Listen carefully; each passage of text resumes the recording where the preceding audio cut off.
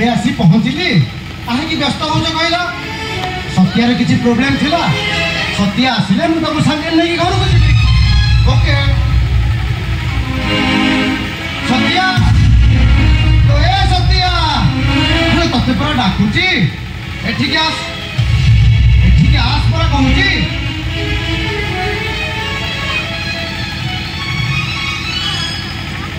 ଏ ସତ୍ୟା ତୁ ଆସିଛୁ ଯେ ଆସିଛୁ, ଆମ ଘରକୁ ଯିବାକୁ ନାଁ ବନ୍ଧ କରୁନୁ। କଣ ହେଇଛି ତୁ ସିନା କହିଲେ ମୁଁ ଜାଣିବି। ଏ ସତ୍ୟା ତୁ ଆସିଲା ଦିନ ଠାରୁ ତୋ ବାବୁମାନେ ଖାଇବା ପିଇବା ସବୁ ଛାଡ଼ି ଦେଇଛନ୍ତି। ତୁ ଯା, ତୁ ବର୍ତ୍ତମାନ ମୋ ସାଙ୍ଗରେ ଆମ ଘରକୁ ଯିବୁ। ବାବୁ ମୁଁ ସେ ଘରକୁ କାହିଁକି ଯିବି? କାହିଁକି ତୁ ଜାଣିଛୁ ସତ୍ୟା, ତୁ ଆସିଲା ଦିନ ଠାରୁ ଆମେ କେତେ ଦୁଃଖରେ ଅଛୁ। ଆଲୋ ସେଦିନ ସିନା ମାଙ୍କଡ଼ଟା ଗଛ କୋରଡ଼ରେ କଲିଜା ଅଛି ବୋଲି ସେ କୁମ୍ଭୀରକୁ ମିଛରେ ଠକି ଦେଇଥିଲା।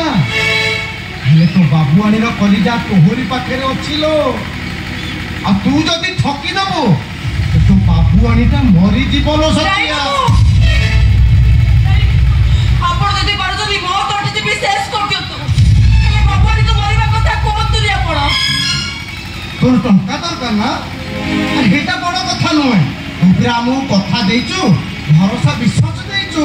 ବାବୁ ମଣିଷ ଆଶା କରେ, ହେଲେ ଉପରବାଲା ସବୁ ଦିଏ। ସେମିତି କହ ନା ଲୋ ସତ୍ୟା, ତୋର କେତେ ଟଙ୍କା ଦରକାର କହ, ମୁଁ ଦେବି। ବାବୁ ତୁ ଜାଣିଛୁ ତୁ ଆସିଲା ଦିନ ଠାରୁ ମୋ ସ୍ତ୍ରୀ ସବୁଦିନ ମନ୍ଦିର ଯାଉଛି, ସେ ଘର ଭିତରେ ବସି ପୂଜା ଅର୍ଚ୍ଚନା କରୁଛି। ଏ ସତ୍ୟା ସେ ସମୁଦ୍ର ମୁହାଁ ନଦୀଟାକୁ ମନା କରିଦେ ନା ତ ସତ୍ୟା। କହ ତୋର କେତେ ଟଙ୍କା ଦରକାର? ବାବୁ ଟଙ୍କା ଦେଇ ସବୁ କିଛି କିଣା ଯାଇପାରେ, ହେଲେ ଖୁସି ନୁହଁ। ମାନେ ଟଙ୍କା ଦେଇ ଘର କିଣା ଯାଇପାରେ, ଟଙ୍କା ଦେଇ ଗାଡ଼ି କିଣା ଯାଇପାରେ, ହେଲେ ଟଙ୍କା ଦେଇ ହାତ ବାବୁରେ ଛନ୍ଦାଇଥିବା ରେଖାକୁ କେବେ କିଣା ଯାଇପାରେ ନା। ଯଦି ମୋ ଭାଗ୍ୟରେ ପିଲାଟିଏ ନାହିଁ ତାହେଲେ କାହିଁକି ତୁ ଆମକୁ ସେଦିନ କଥା ଦଉଥିଲୁ? ଆରେ ତୋ ଗର୍ଭରେ ବଢୁଥିବା ଛୁଆ ପ୍ରତି ଯଦି ତୋର ଏତେ ଲୋଭ ଅଛି, ସେ ଛୁଆକୁ ଯଦି ତୋର କରିବାକୁ ଚାହୁଁଛୁ, ତାହେଲେ କାରଣ ଦରକାର ଥିଲା ତୁ ଆମ ସହିତ ଛଳନା କରିବା। ବାବୁ ମୁଁ ଆପଣଙ୍କ ସହ ଛଳନା କରିନି। ତାହେଲେ ସେ ପିଲାଟାକୁ ଆମକୁ ଦବାକୁ କାହିଁକି ଚାହୁଁନୁ? ବାବୁ କଣ ହେଇଛି? ସେ ପିଲା କଣ ହେଇଛି? ସେ ପିଲା କଣ ହେଇଛି? ସେ ପିଲାଟା ନଷ୍ଟ ହୋଇଯାଇଛି।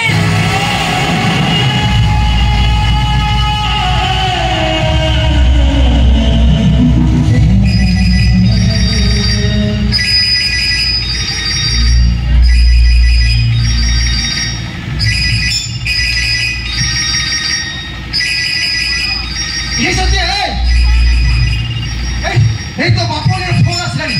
আরে কোন কইবি, কোন কই বুঝাইবি, কেমিতি কইবি আম সম্পর্ক অধা দিনর? এ গীতা তুমি নিজকু প্রস্তুত কর। খুব কম দিন মধ্যে তম স্বামী তম ঠারু অলগা হবাকু যাও। কেমিতি কইবি, কেমিতি কইবি সত্যা কহ, কেমিতি কহি? এ সত্যা আর গোটে কথা জানিছু, ମୋ ବଡ଼ ଭଉଣୀ ଶ୍ରାବଣୀ କାହାକୁ କିଛି ନ ଜଣାଇ ସେ ବାହା ହୋଇ ତା ଶାଶୁ ଘରେ ମାଡ଼ ଗାଳି ଖାଉছিল ସତ୍ୟା। ଆଉ ବଡ଼ ଭାଇ ଏତେ ଭାଙ୍ଗି ପଡ଼ିଛନ୍ତି ଯେ ଯେମିତି ମନ୍ଦିରର ଗୋଟାଏ ପଥର ମୂର୍ତ୍ତି ପାଲଟି ଯାଇଛନ୍ତି। ଆଉ ଏତେ ସବୁ ଘଟଣା ଘଟି ସାରିଲା ପରେ ଘରେ ସମସ୍ତେ ଖୁସି ଯେ ଆମ ଘରକୁ ଅତିଥିଟିଏ ଆସୁଛି। ଆଉ ଯଦି ତୋ କଥାଟା ସତ ହେଇଥାଏ, ସେ ଘର ଭିତରେ ଚକା ପକାଇ ବସିଥିବା ଅମାବାସ୍ୟାକୁ ଜହ୍ନର ଆବଶ୍ୟକତା। ଆଉ ସେ ଜହ୍ନ ପାଇଁ ମୋତେ ସେକେଣ୍ଡ ମ୍ୟାରେଜ କରିବାକୁ ପଡ଼ିବ।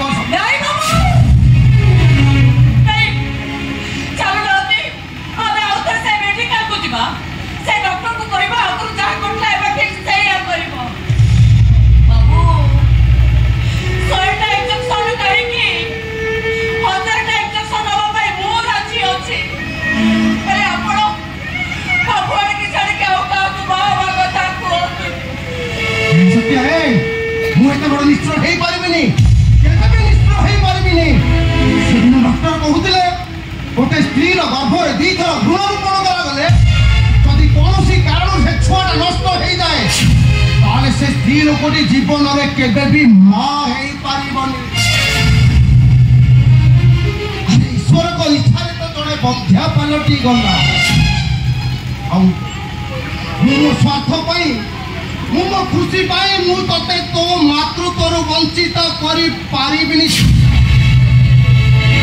बाबू मु आपण को गोटे कथा पचारबी आपण मते गोटे कथा कहबे चलुनु आपण बाबू आनी के केते भलो पाती परिप्रकाश करिया पाई शब्दर सृष्टि हेइनी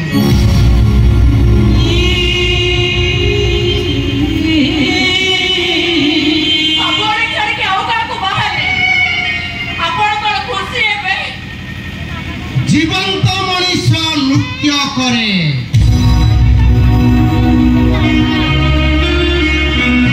कंढेई भी नाचे परिवर्तन करी दे एक कथा बाबू ने जाने तो भी आत्महत्या करे दियंती ओके थीबो गोटाए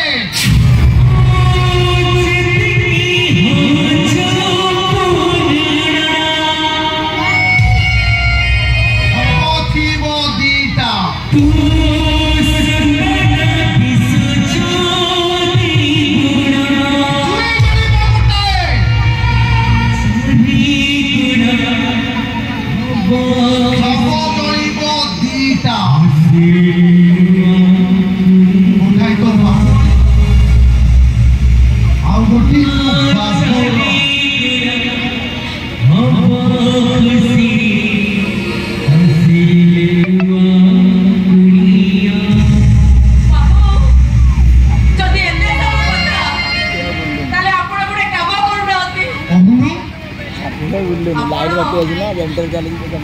आपण मते बाहई जाऊ ना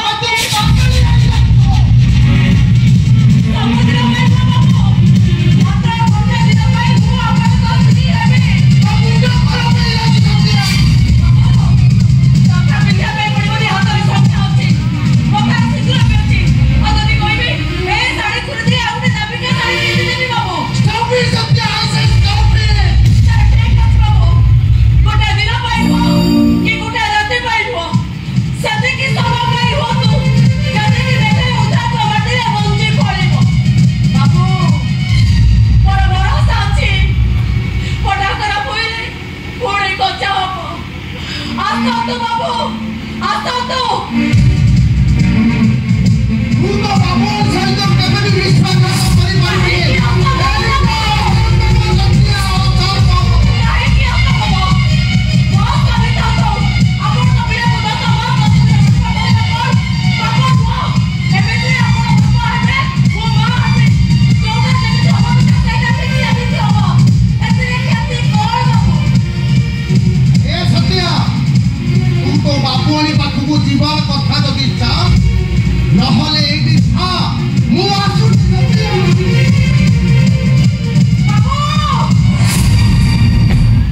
ଆପଣଙ୍କ ମା ମାମୁଁ କହୁଥିଲେ ଆପଣଙ୍କ ମାଙ୍କ ଆତ୍ମା ଏବେ ବି ଘୁରି ବୁଲୁଛି ଆପଣଙ୍କ ମା ଏବେ ବି କୋଉ ଘର କୋଣରେ ବସି କାନ୍ଦୁଛନ୍ତି ଥରେ ଚିନ୍ତା କରନ୍ତୁ ଆପଣ ଆପଣଙ୍କ ସ୍ତ୍ରୀକି ଛାଡ଼ କରୁଛନ୍ତି ଆଉ କାହାକୁ ବାହା ହେବା କଥା ଚିନ୍ତା କରୁଛନ୍ତି ଏଠୁ ଯେତେବେଳେ ଆପଣ ଯିବେ ବାବୁଆଣୀ ଆପଣଙ୍କୁ ପଚାରିବେ ସତ୍ୟା କୁଆଡ଼େ ଗଲେ କି ସତ୍ୟା ଆସିଲା କି ସେତେବେଳେ ଆପଣ ବାବୁଆଣୀକି କଣ ଜବାବ ଦେବେ ବାବୁ ମୋ ଘରେ କେହି ବି ନାହାନ୍ତି ମୋ ସ୍ୱାମୀ ବାହାରକୁ ଯାଇଛନ୍ତି ମୋ ଶ୍ୱଶୁର ମେଡିକାଲ ଯାଇଛନ୍ତି ଆସନ୍ତୁ ବାବୁ